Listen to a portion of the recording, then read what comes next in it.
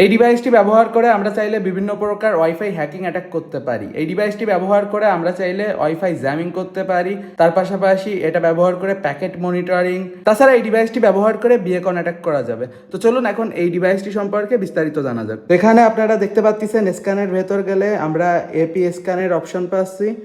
Scan করার পরবর্তী ধাপ হলো সিলেক্ট করা। ডিভাইসের উপর হ্যাকিং অ্যাটাক করতে গেলে অবভিয়াসলি আমাদের ডিভাইস সিলেক্ট করে নিতে হবে। সো গাইজ, এখানে আমরা D6 এবং D5 ইউজ করে কিন্তু ইউআইতে নেভিগেশন করতে পারি। যেমনটা দেখতে পাচ্ছেন, উপরে যাওয়ার জন্য D5 এবং নিচে যাওয়ার জন্য D6।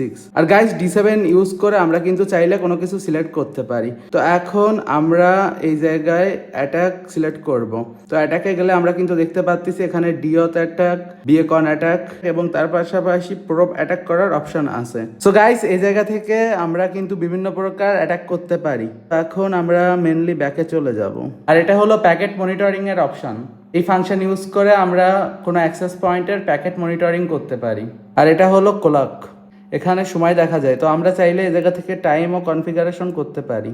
এই ডিভাইসটি সম্পর্কে আমাদের চ্যানেলে আপনারা ডেডিকেটেড ভিডিও পেয়ে যাবেন, কিভাবে এই ডিভাইসটি প্রোগ্রাম করে ফ্ল্যাশ করতে হয়। এই ডিভাইসটি আপনারা newbdshop.com-এ কিনতে পারবেন। তো আশা করি ভিডিওটি আপনাদের ভালো লেগেছে। ভালো লাগলে অবশ্যই লাইক দিবেন, কমেন্ট করে জানাবেন। সুস্থ থাকবেন, সুন্দর থাকবেন। Have a nice day, good bye.